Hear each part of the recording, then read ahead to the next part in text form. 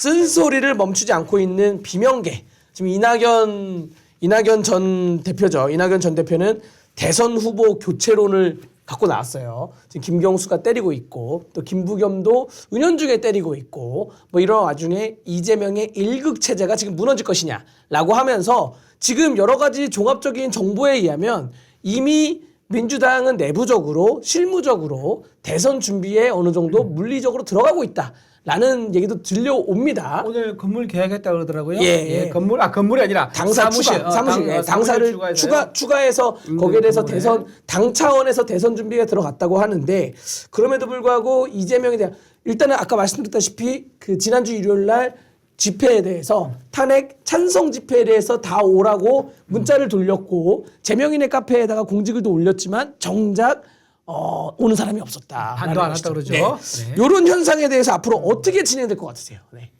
저는 이 상황 자체를 민주당이 극복하기는 매우 어려울 것 같아요. 지금 민주당은 지금 거의 홀린 듯이 이재명 초일극 체제에 빠져 있다. 그러면 결과적으로는 어떤 식으로든 결론이 나와야 그것에 대해서 인식이 될 것이고 지금은 사실은 뭐 윤석열 대통령의 이 비상계엄에 대해서 계몽령 이런 이야기도 나옵니다만 지금 민주당의 경우에도 계몽령, 이몽령 하여튼 지금 이몽룡? 꿈에 들어가 있는 상태죠. 이재명이니까 이몽룡. 지금 민주당도 워낙 지난 총선 때 비명행제, 비명행사, 친명행제 상황이 되다 보니까 실제로 대표 일기할 때와는 다르게 지금 지난 총선 체제 이후부터는 완전히 그냥 이 일절 쓴소리가 당내에서는 사라져 버렸잖아요. 오로지 충성 경쟁만이 존재하는 거죠. 그러니까 사실상 최고위원을 뽑는 것도 이재명 대선 선대본부장을 본부장을 누가 하겠느냐 이 경쟁이었단 말이에요. 근데 문제는 뭐냐면 이낙연 전 총리 같은 경우에도 지금 우려하는 건 이거예요. 왜냐하면 이재명이 민주당이고 민주당이 이재명이냐 이건 아니라는 거예요. 그러니까 지금 김경수 그리고 김두관 또 김부겸 또 박용진 또 이낙연 이 사람들의 머릿속에는 지금 온통 지금 민주당이 수박 칠갑이 돼 있다는 거예요. 그러니까 누구라도 딴소리하면 너 수박이지 이런 상황이 돼버리잖아요. 그죠? 수박밭이 돼서는 안 된다. 뭐 무등산 수박도 있긴 합니다. 이게 안 돼. 이렇게 돼서는 안 된다라는 이야기를 하고 있는 것이고 여기서 이낙연 전 총리가 사실 이낙연 전 총리의 영향력이 별로 안 생겨요. 하지만 이낙연 전 총리의 뜻은 굉장히 무겁습니다. 제가 엄숙하고 진지합니다. 왜 아프세요? 낙엽 조금만 기다려보세요. 이낙연입니다. 근데 이제 지금 이 이낙연 전 총리가 이렇게 또 목소리 내기도 쉽지 않은데 목소리를 내는 이유는 뭐냐면 이건 아니라고 보는 거죠. 왜?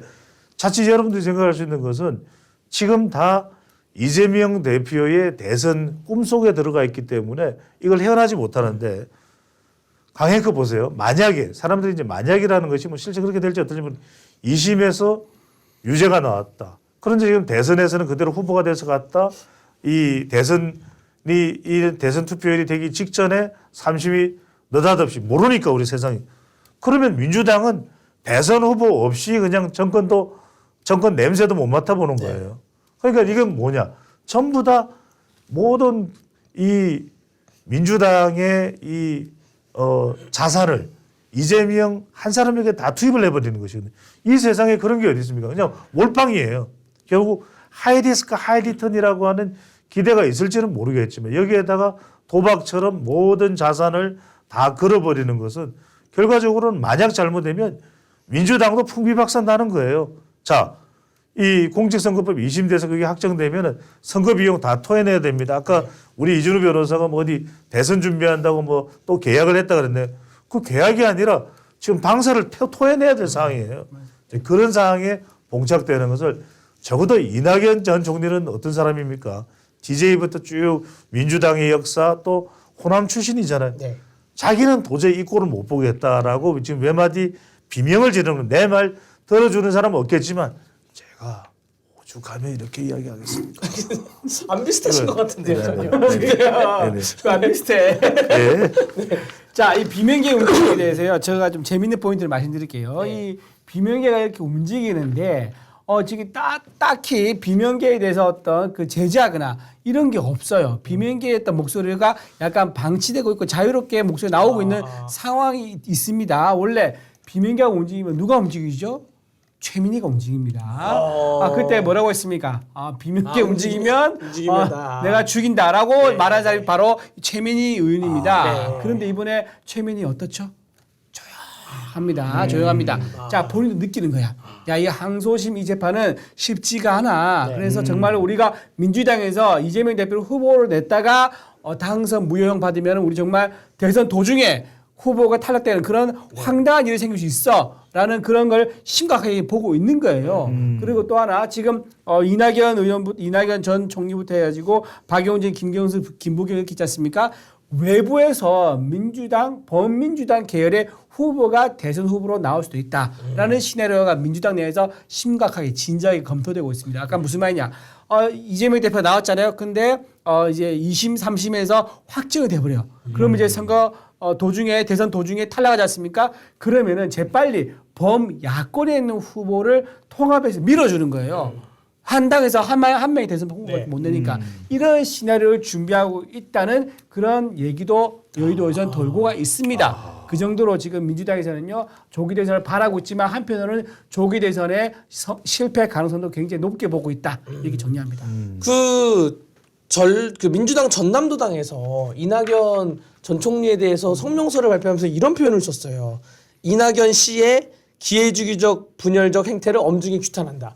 아니 이낙연 전 총리가 총리로 가기 전에 전남도지사를 했잖아요. 네. 전남도지사를 했는데 민주당 전남도당에서 이낙연 씨 보통 전 총리 이낙연 전 총리에 혹은 뭐 이낙연 전 대표에 뭐 이렇게 표현했는데 이낙연 씨라고 표현한 걸로 봐서 요즘 말로는 요즘 청년들이 이런 말 써요. 긁혔다. 굉장히 긁힌 거죠. 요거 제가 설명을 드릴게요. 이게 뭐냐면 마오쩌둥의 문화혁명부터 시작해서 그 북한의 주사파, 그 다음에 우리의 운동권으로 이어지는 그 속성 중에 하나가 상대방을 짓밟을 때는 완전히 이제 내려버리는 거예요. 그래야지 이제 그 사람을 완전히 이제 짓밟을 때 양심의 가책을 최소화하는 것이거든요. 우리도 그렇잖아요. 마오쩌둥 때 기억나실 거예요. 문화대혁명 때 보면은 정말 중국의 이 인재라고 불릴 수 있는 그런 사람들마저도 어느 반동인에 너 그래 며칠 전에 보니까 하면서 싸가지가 없어서 완전히 이 사람을 소대지만도 못한 존재로 만들어버려요. 북한도 그렇지 않습니까? 아무리 6.25 전쟁 때 북한 인민군에서 활동을 했지만 뭔가 반동 문제로 지키면 저 동물에 정말 썩어 빠진 동물에서 그랬더랬어. 일제시대 때 어땠더랬어. 이래서 완전히 동네 사람들이 다 짓밟고 가도 양심의 가책을 못 느끼도록 해요. 그러니까 이번에도 보면은 그래도 아직 현직 대통령이에요. 적어도 방송에 나왔을 때는 그것이 유튜브가 됐던 간에 윤석열 대통령 호칭 붙여주고 비판하면 되잖아요. 제가 칭찬하라는 이야기가 아니에요. 근데 윤석열 씨, 내란 윤석열, 서결아. 이건 정말 예의가 없어도 만날 이재명 대표가 하는 이야기가 많고 만날 이재명 대표는 예의가 없어. 이러잖아요. 근데 정작 이것도 이래요. 이낙연 전 총리가 나이 많은 선배고 그러니까 이제 이게 전형적인 그 계열의 수법이에요. 완전히 깔아뭉개버립니다. 그러니까 우리가 보면 운동권도 그래요. 우리 이준호 대변인도 알 텐데 우리 강대규 앵커도 알 텐데 운동권도 보면 의장이 있잖아요. 지금 내가 누구라고 이야기 안 할게요. 그래서 다들 겁먹고 이제 대종찬 소장이 이야기를 하면 제일 무섭잖아요. 그래서 이제 무슨 누구 무슨 의장한 사람들이 많잖아. 네. 저쪽 동네에 엘모도 있고 K모도 있고. 그런데 의장님 이게 그 운동권의 속성이에요. 그리고 저 밑에 사람이 뭔가 이른바 그걸 뭐라 그래요? 저기 경찰에 그 뭔가 이렇게 좀 그걸 뭐라 그래요? 끈앞풀 말고 뭐라 그러나? 알대 말고 뭐가 있는데. 나도 있는데 갑자기 생각이 안 납니다. 뭔가 좀 약간 러시아 말 같은 게 있는데. 뿌락지가 되면 그 사람들 앞에 모아놓고 완전히 인민재판을 해요. 저 새끼래 야 그러니까 후배들까지도 야 무슨 강석 선배인데 강석이 막 이래요. 맞아요. 그러니까 이게 전형적인 뭐냐면 전 총리 이렇게 붙이면 이 사람을 깔아 뭉개버리지를 못하잖아. 그러니까 전형적인 수법이 이낙연 씨. 그러면서 누가 이재명 그러면 난리를 피우잖아요. 누가 김부겸 그러면 난리를 피우고 누가 문재인 그러면은 난리를 피우잖아요. 이게 이제 전형적인 그런 어떤 심지어 그러니까 이게 이래야 완전히 깔아 뭉개버릴 수가 있거든. 심지어 이 국회에서 이런 것도 있었죠. 북한 김정은에 대해서 경호를 써라. 뭐 이런 말도 있었죠. 뭐 그런 거 같네요. 그런 거 같고. 자, 저는 헌법재판관들과 다르게 두 분에게 충분한 발언권을 드립니다.